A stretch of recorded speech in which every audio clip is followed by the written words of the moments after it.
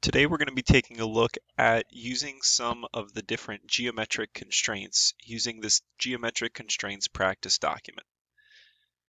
If you've just opened it from the link in Canvas, the first thing we have to do is we have to edit this sketch. So this is just a sketch that I created to walk you through some geometric constraints. You can either find it here in the Sketches tab of the browser, or you can come down here to the timeline, find Sketch 1. You're just going to right click, edit sketch. Remember, the timeline down here is where you can find all of your features and edit them. Now, there are 12 boxes in total, and each one uses this geometric constraints panel up here. All you have to do is follow the instructions using the proper constraints. So the first one, make perpendicular. I'm going to use my perpendicular constraint, and that's used to set any two lines at a perfect right angle. Our next one, make parallel. Right next to perpendicular is parallel. I'll click that, click my first two lines, and then click my next two lines, and it'll line all three of those lines up parallel. The third box, this is going to use fix, dimension, and tangent. So the first thing it says to do is make circles A and B 0.375 inches. So circle A, I'll dimension to be 0.375 inches. Circle B, 0.375 inches. It says to fix both circles. Fix is this lock button up here. When you click it, you'll notice that on my screen, the circles turn green to show that they are locked in place. Finally, make circle C tangent to A and B. The tangent feature is this circle with the line just touching it, and to be tangent means an arc or a curve will be touching in exactly one point. So if I click the two circles, you can see it makes them just barely touch. I'll do the same thing with C and B. And now it's touching just barely both of those circles. We can see another example of tangent here in square 4, where it says make the circle tangent to both lines. So still on my tangent constraint, I'll click the circle and click my first line, click the circle, and click my second line. And you can see it tucks it right in there perfectly. Now, square 5. Fix rectangle ABCD, make A prime and B prime coincident to A and B. So I'm going to come up here to my fix unfix, and I'll just click the 4 lines for rectangle ABCD to lock it in place. Now we want to use the coincident constraint, which lines up 2 points. So I'll make A prime touch A and B prime touch corner B. Coincident constraint is a great one when you're drawing out your rough shape. If you have to delete a line, if you double click and make a double line, you can use coincident to connect 2 points. Now we need to make circles concentric in box 6. That's this little bullseye right here. And concentric circles all share the same center point. So by going through and clicking these circles, it will line them all up on the same center point.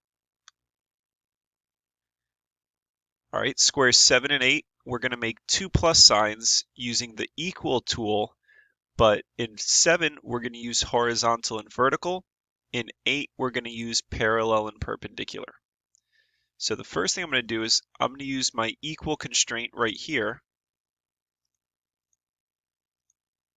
and make all of these lines the same length. Just clicking each set of lines, we'll go through. Let me zoom in to get that guy.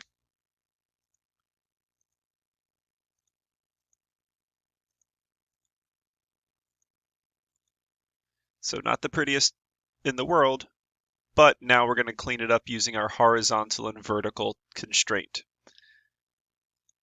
I can go through, and by clicking lines, oh, that one was a little too vertical, so I'm going to go ahead, undo that, just sort of redraw him down, get this guy a little closer to being a plus sign.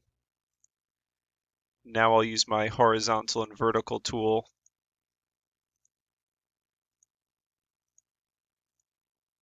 just to clean up these lines. Oh, I'm getting the errors here. It looks like I've added enough constraints already. Let me just check that guy. Yep, I'm trying to click and drag. He can move up and down, but he's locked in that plus shape. So we're good. Over here we can do the same thing, but using parallel or perpendicular. So I can use parallel to set up all of my vertical lines. I'll make those guys parallel, those guys parallel. Oh, those guys are good. Him. And it looks like this one's probably good, but I'll check anyways. Yep. I'll redraw him a little bit. And now I'll go through and use my perpendicular constraint to clean up some of these right angles.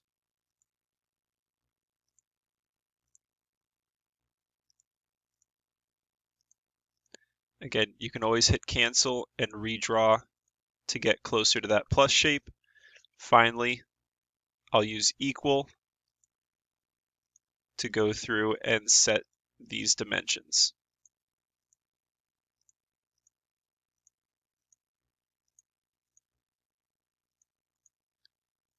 Should be just about there, and we're good. Let me just double check that dimension.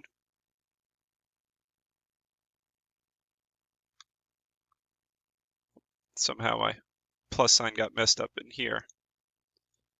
If that happens, you can go ahead, right click on a line, and you can fix, unfix, horizontal, vertical, delete constraints.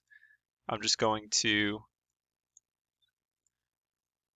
let's see, looks like he came a little out there, not a problem. I'm just going to redraw a line here. Add in my equal constraint. And use my vertical constraint to line him up there. Now we're going to learn a new application of the tangent function right here. It says to make the arcs tangent to the lines. So I'm going to use tangent. When you're using an arc or a fillet, the tangent tool is a great way to line up that corner smooth. You can see right now they're kind of like bubbling out.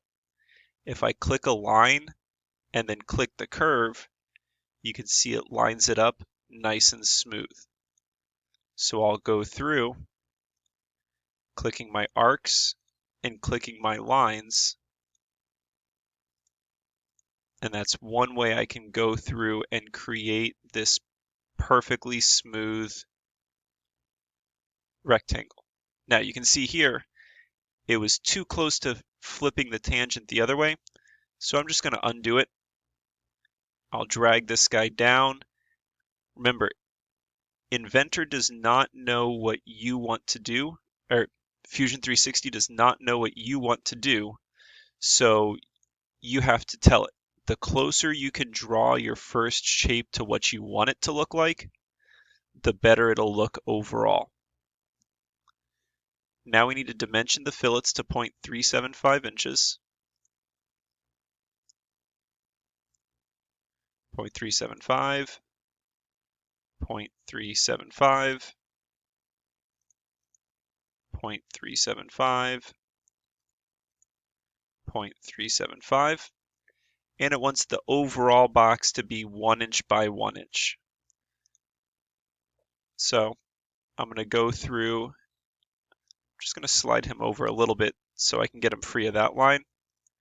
And now we'll dimension my distance going across as 1 inch and my vertical height as 1 inch as well. Make the 3 lines collinear. Collinear is very similar to parallel, except instead of making the lines just go in the same direction, it'll also line those lines up one on top of the other, so they all follow the same line. Square 11, line up the circles on the same horizontal plane and make them tangent. So I'm going to come up here to horizontal vertical, and I'll just click the middles of my circles. You can see it lines them up horizontal. And now I'll use the tangent tool, click my circles, and it will line them up so that they are just barely touching. This is a handy trick if you then add arcs between them and tangent them out to make a curved grip for a handle, anything like that. You can size it out with circles first and then fill in the gaps. Finally, we want to use coincident and equal constraints to make an equilateral triangle. All right, the first thing we'll do is we'll use coincident, click our endpoints, build us a triangle.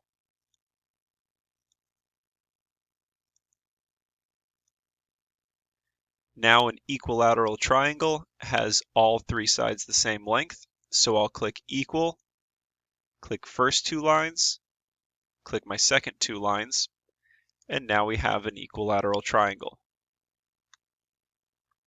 With this, we're good to finish our sketch, and our geometric constraints practice page is complete.